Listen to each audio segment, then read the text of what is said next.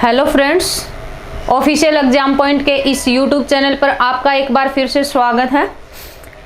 देखो, हम हिस्ट्री पढ़ रहे थे और हिस्ट्री के अंदर हमने प्राचीन इतिहास के अंदर कुछ टॉपिक कंप्लीट किए हैं, लेकिन आज से हम मध्यकालीन जो इतिहास है उसको पढ़ेंगे भी। देखिए, हम क्लास के अंदर जो हमारे कोचिंग सेंटर है उसमें जो क्लास में हमने जो टॉपिक शुरू कर रखा है वो भी हिस्ट्री कर रखी है, लेकिन वहाँ पर है ना हम प्राचीन इतिहास को पढ़ रहे हैं और साथ में अब यहाँ वीडियो के अंदर यहाँ पर क्या करेंगे, हम मध्यकालीन इतिहास को कंप्लीट करेंगे भाई। क्योंकि हरियाणा का जो सीईटी का एग्जाम है वो जून के अंदर कन्फर्म होने की बात है और इस कारण से हमारा जल्दी से जल्दी क्या है सिलेबस एक बार कवर हो जाए, उसके बाद क्या है कि हम उसको क्या कर लें, रिवाइज कर लें। ठीक है, हमें रिवाइज करने का क्या है कि टाइम मिल जाएगा। इस कारण से हम यहाँ पर मध्यकालीन हिस्ट्री को पढ़ेंगे और क्लास के अंदर क्या है प्राचीन इतिहास को पढ़ेंगे। ठीक है, अब जो मध्यकालीन इतिहास है ना, मध्यकालीन इतिहास देखिए, प्राचीन जो भारत का इतिहास है, प्राचीन इतिहास के अंदर भी क्या है कि भारत के ऊपर आक्रमण हुए थे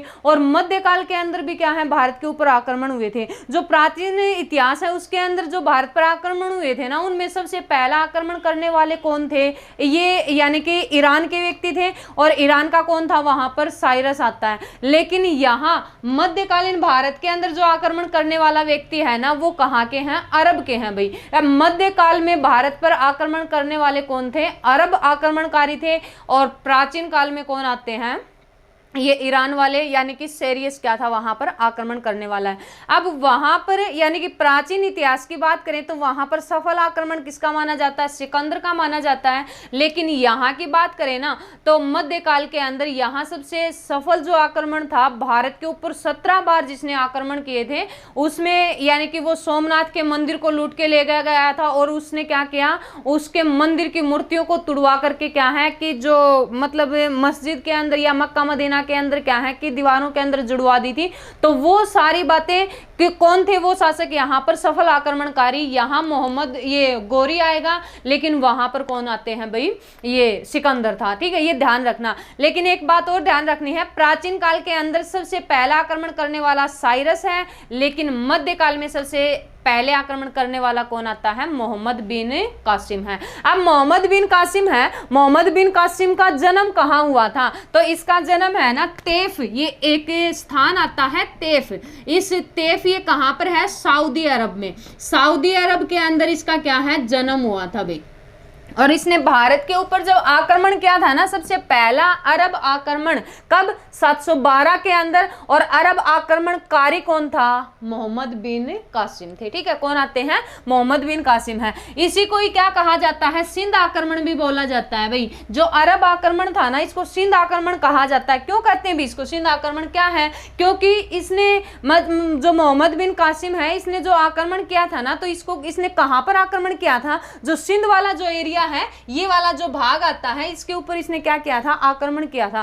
क्यों किया था भाई इसने इसके ऊपर आक्रमण, ऐसा क्या कारण था इसने सिंध के ऊपर आक्रमण करना मतलब जरूरी समझा। इसने खुद ने आक्रमण नहीं किया था, इसने कहने पर आक्रमण किया था। क्या कारण था, देखो ये क्या है, यानी कि अब देखिए ये वाला भाग है क्या, भारत का। ठीक है, और ये सारा जो प्रांत आता है ना, ये सारा प्रांत कौन सा है, सिंध प्रांत माना जाता है। और ये कौन सा है, अरब वाला एरिया है, अरब का, यानी कि ईरान इराक है, सऊदी अरब वाला, ये सारा एरिया यहाँ का आता है। अब देखो, यानी कि इस 712 8वीं शताब्दी के अंदर है ना, यहाँ पर क्या है कि अरब की जो आर्थिक स्थिति थी वो बहुत ज्यादा दयनीय हो गई थी। मतलब क्या है कि ये अपनी आवश्यकताओं की पूर्ति भी नहीं कर पाते थे, ऐसी स्थिति हो गई थी इनकी। और इनकी सहायता करने के लिए कहाँ के शासक ने, यहाँ के शासक ने। और यहाँ कौन सा, श्रीलंका, श्रीलंका के शासक ने क्या है, यानी कि काफी मतलब धन भी भेजा था और जो भोज्य पदार्थ वगैरह थे वो भी सारे भेजे थे। तो इसने क्या है कि समुद्री रास्ते से क्या किया, यानी कि यहाँ पर सामान भेजा। लेकिन इस सिंध वाले प्रांत में है ना, यहाँ पर ये वाला जो भाग है, ये भाग आता है कौन सा, ये एक देयल, ठीक है, देवल नामक स्थान आता है, जिसको थट्टा भी बोला जाता है। ठट्टा वाले एरिया के अंदर क्या कर लिया, यानी कि जो सिंध के आक्रमणकारी जो लुटेरे थे ना, उन लुटेरों ने क्या किया, इस जहाज को लूट लिया। ठीक है, सारा सामान इसका क्या कर लिया, छीन लिया इनसे। अब इस बात का पता चला किसको, यानी कि वो सामान यहाँ नहीं पहुंचा तो इन्होंने के पता लगाओ कि हमारा सामान यहाँ से तो भेज दिया था, लेकिन ये बीच में कहाँ पर रह गया, किसने लूट लिया। तब इनको पता चला, यहाँ के शासकों को, और इनको पता चला कि सिंध प्रांत के अंदर जो ठट्टा वाला स्थान है ना, उस ठट्टा वाले स्थान पर क्या है, यानी कि यहाँ आक्रमणकारियों ने या लुटेरों ने हमारे जहाज को क्या कर लिया, लूट लिया है। अब यहाँ के अरब के अंदर है ना, एक ये इराक का एरिया आता है भाई, और उस इराक का जो गवर्नर था ना, उस गवर्नर का नाम आता है अल हजाज, और उस अल हजाज और वहां का शासक कौन था, उसका शासक का नाम क्या है, दाहिल। ठीक है, अब देखिए, यानी कि इराक के शासक गवर्नर अल हजाज और शासक दाहिल, इन दोनों ने क्या किया, एक यानी कि क्या भेजी, एक सूचना भेजी, किसको भेजी, इस सिंध प्रांत के राजा को। अब सिंध प्रांत का राजा कौन था, तो सिंध प्रांत के राजा का नाम आता है क्या, दाहिर। ठीक है, क्या नाम है भाई उसका, दाहिर नाम है। देखिए, यहां की आर्थिक स्थिति खराब थी, यहां से इसने सहायता के लिए यानी कि कुछ सामान भेजा, लूटा कहां, सिंध में। ठीक है, सिंध का शासक कौन, राजा दाहिर, यहाँ के गवर्नर कौन, अल हजाज, और यहाँ के शासक कौन आता है, दाहिल आता है। अब इन्होंने क्या किया, इन्होंने यानी कि ये सूचना यहाँ पर भेजी सिंध के राजा दाहिर के पास में। राजा दाहिर को कहा कि आपके प्रांत के अंदर ऐसे ऐसे लुटेरों ने हमारे जहाज को लूट लिया है, आप इसके ऊपर कुछ कार्रवाई कीजिए या फिर हमें वो सामान या उसकी पूर्ति कीजिए। ठीक है, तो राजा दाहिर ने कहा कि मैं इसके पीछे कोई भी रिएक्ट नहीं करने वाला, मैं उसके ऊपर कुछ भी अपना विचार व्यक्त नहीं करूंगा और ना ही मैं आपको कोई सामान दूंगा। ठीक है, आपको जो कुछ करना है वो करो। अब ये बातें यानी कि इनको कही ना, तो कहने पर क्या है, ये भड़क उठे इन्होंने कि किसने, अब यहां से क्या है कि इस अल हजाज ने किसको, ये आक्रमणकारी कौन, मोहम्मद बिन कासिम। अब इस अल हजाज ने किसको भेजा, यहां आक्रमण करने के लिए, मोहम्मद बिन कासिम को भेजा। कब भेजा, 712 में। ठीक है, कब भेजा भाई इसने, 712 में यहां पर आक्रमण करने के लिए भेज दिया, किसे, मोहम्मद बिन कासिम को, कि मोहम्मद बिन कासिम को कहा कि आप जाओ, इन्होंने हमारे जहाज को लूटा और ये कोई भी अपनी प्रतिक्रिया व्यक्त भी नहीं कर रहा है, उसकी भरपाई भी नहीं कर रहा है, हमें क्या करना है, इस पर आक्रमण करो और इसको लूटो। ठीक है, अब इसने क्या किया, आक्रमण कर दिया यहां। ठीक है, अब यहां राजा दाहिर के ऊपर आक्रमण किया, तो इन दोनों के बीच में युद्ध हुआ था, कब, 712 में। और किस किस के बीच में युद्ध हुआ भाई, मोहम्मद बिन कासिम और राजा दाहिर, इन दोनों के बीच में। और कौन सा युद्ध हुआ, ये युद्ध हुआ है रावर का युद्ध। पेपर में सीधा क्वेश्चन पूछा जाएगा यहां से कि रावर का युद्ध किस किस के बीच में हुआ था, या रावर का युद्ध कब हुआ था, और रावर के युद्ध में हारा कौन था, किसकी जीत हुई थी, ये क्वेश्चन बन सकते हैं। तो यानी कि रावर का युद्ध हुआ था किस किस के बीच में, मोहम्मद बिन कासिम और दूसरा व्यक्ति कौन है, राजा दाहिर। इस युद्ध के अंदर क्या हो गया, अरे मोहम्मद बिन कासिम ने राजा दाहिर को क्या कर दिया, मार दिया, हरा दिया। ठीक है, इसकी क्या हो गई, हत्या हो गई। हाँ, इसके मरने के बाद राजा दाहिर है ना, राजा दाहिर के दो पत्नी थी, एक पत्नी का नाम तो आता है क्या, रानी बाई, और दूसरी जो पत्नी है ना, उस पत्नी का नाम है लाडो देवी। लाडो देवी,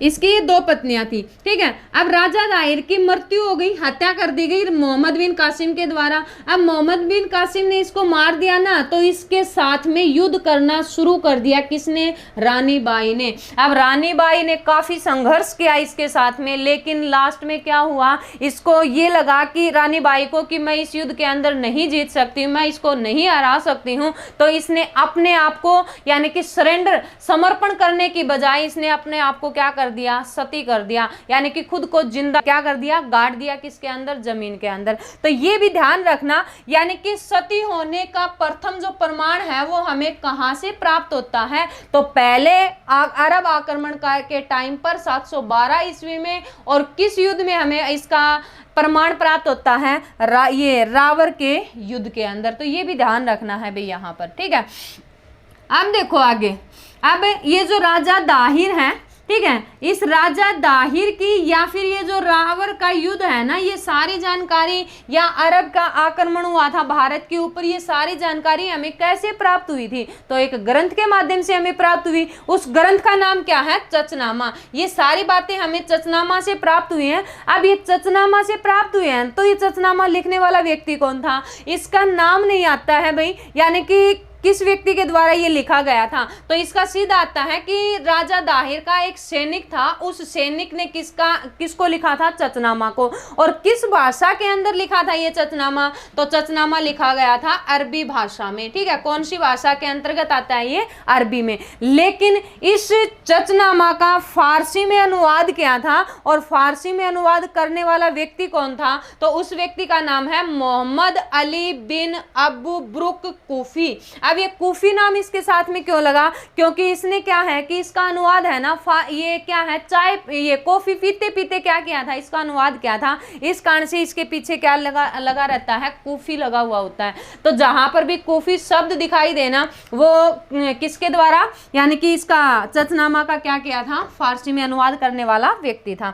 अब इसका अंग्रेजी में भी अनुवाद किया गया था भाई, और अंग्रेजी में इसका अनुवाद करने वाले जो व्यक्ति हैं वो कौन थे? दाऊद पोटा। ठीक है, दाऊद पोटा ने इसका क्या किया था? अंग्रेजी में अनुवाद किया था। आपसे सीधा पूछा जा सकता है चचनामा किससे संबंधित है? तो रावर का युद्ध मिलता है, इसमें राजा दाहिर से संबंधित आती है, और इसी में ही अरब आक्रमण का क्या है? वर्णन मिलता है।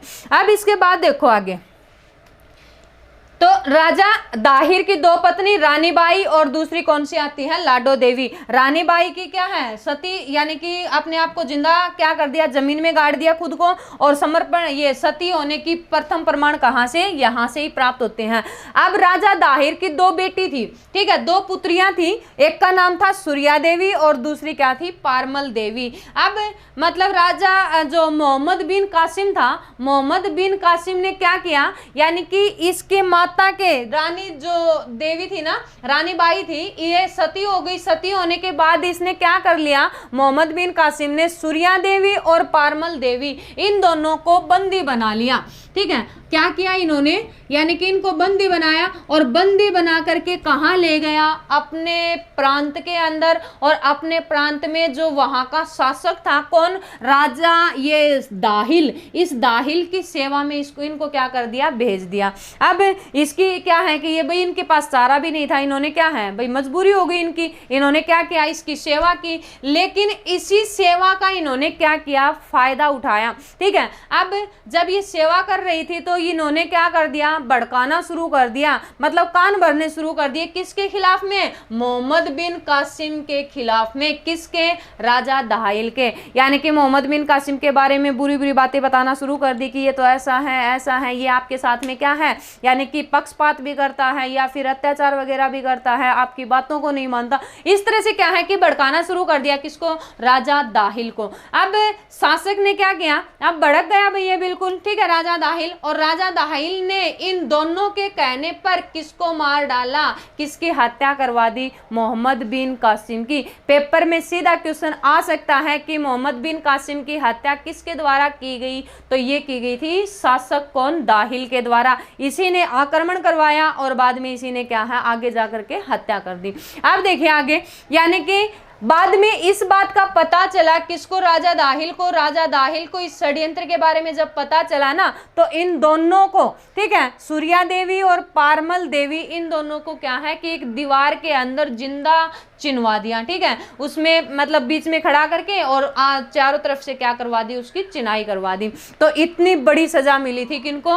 जो ये राजा दाहिर था, सिंध प्रांत का शासक, उसकी दोनों बेटी कौन? सूर्या देवी और पारमल देवी। तो ये था यानी कि मोहम्मद बिन कासिम से संबंधित बातें भी। अब इसके बाद देखिए, मोहम्मद बिन कासिम ने यानी कि 712 में तो युद्ध लड़ा था। ठीक है, कौन सा युद्ध आता है? रावर का युद्ध। 712 में ही भारत पर आक्रमण किया था। ठीक है, और इसके बाद क्या है, यानी कि जब ये युद्ध में जीत गया था ना, जीतने के बाद क्या है, इसने हमारे जो भारतीय जो प्रांत में या सिंध प्रांत वाला जो एरिया आता है, इसमें एक सबसे पहले क्या है कि मुस्लिम ये जजिया जो कर लगाया जाता है वो कर लगा दिया। ठीक है, सीधा पेपर के अंदर क्वेश्चन आता है कि जजिया कर ठीक है, जजिया कर लगाने वाला पहला व्यक्ति कौन था? जजिया कर किसने लगाया था भाई? तो जजिया कर लगाया गया था किसके द्वारा? मोहम्मद बिन कासिम के द्वारा। ठीक है, किसने लगाया था? सबसे पहले जजिया कर मोहम्मद बिन कासिम ने। अब कब लगाया था? ये 712 में ही लगाया था इसने। ठीक है, यानी कि जब इस युद्ध के अंदर ये जीता ना 712 ईस्वी के अंदर, इस युद्ध के बाद ही इसने क्या कर दिया? जजिया कर लगा दिया। जजिया कर लगाने के बाद इसने क्या है कि अपने नाम के सिक्के भी चलाए थे। ठीक है, और कौन से सिक्के शुरू किए थे इन्होंने? दिहरम सिक्के। दिहरम नाम के जो सिक्के चलाए थे ये शुद्ध अरबी सिक्के थे। इन सिक्कों को भी चलाने वाले कौन थे? ये अरब आक्रमणकारी ही, यानी कि अरबियों ने ही चलाए थे। अच्छा, इसके बाद इसने क्या है, अगले ही साल कब? 713 ईस्वी के अंदर, और 713 ईस्वी में इसने एक और आक्रमण किया था, और वो आक्रमण किसके खिलाफ में? मुल्तान के खिलाफ में। मुल्तान पर आक्रमण किया, और मुल्तान को जीतने के बाद इसने क्या है कि मुल्तान का नाम भी बदल दिया था, और इस मुल्तान का नाम क्या रखा था? सोननगर। ठीक है, क्या नाम रखा भाई इसने? सोननगर इसका नाम रखा था। तो ये ध्यान रखनी है मोहम्मद बिन कासिम से संबंधित बातें जो पेपर की दृष्टि से क्या है? इंपॉर्टेंट है। ये 4-5 बातें पेपर में पूछी जाती है मोहम्मद बिन कासिम से। सर पहला ही क्वेश्चन ये पूछा जाता है, किस मुस्लिम शासक ने जजिया कर सबसे पहले लगाया था? तो कौन था वो? मोहम्मद बिन कासिम थे। ठीक है, या फिर सीधा ही क्वेश्चन पूछ लेंगे कि जजिया कर लगाने वाला पहला व्यक्ति कौन था? तो कौन थे? मोहम्मद बिन कासिम थे। फिर क्वेश्चन आ सकता है किस इन्होंने कौन से किस नाम के सिक्के चलाए थे? दिहरम नाम के शुद्ध सिक्के चलाए थे। भारत के ऊपर सबसे पहला आक्रमण कब किया था? तो ये आक्रमण किया था कब? 712 के अंदर। किसके कहने पर? अल हजाज के कहने पर इन्होंने क्या है ये आक्रमण किया था भाई। ठीक है, तो ये सारी बातें इससे संबंधित ध्यान रखनी है। एक चीज और आती है, यानी कि जो मुस्लिमों के अंदर है ना, मतलब जो सर्वोच्च पद होता है, उस सर्वोच्च पद को किस नाम से जाना जाता है? तो वो पद कहलाता है खलीफा। ठीक है, क्या कहलाता है भाई? खलीफा कहलाता है। अब ये खलीफा है, यानी कि जैसे ही पैगंबर मोहम्मद साहब हैं, पैगंबर मोहम्मद साहब की मृत्यु के बाद जो सर्वोच्च पद है, उस पद को किस नाम से जाना जाता है? खलीफा के नाम से जाना जाता है। तो ये भी ध्यान रखना कि खलीफा क्या था। तो खलीफा क्या है? मुस्लिम धर्म के अंदर सर्वोच्च स्थान। ठीक है, और किसके बाद में? मोहम्मद बिन ये पैगंबर मोहम्मद साहब की मृत्यु के बाद में। ठीक है, तो ये सारी बातें इससे संबंधित ध्यान रखनी है।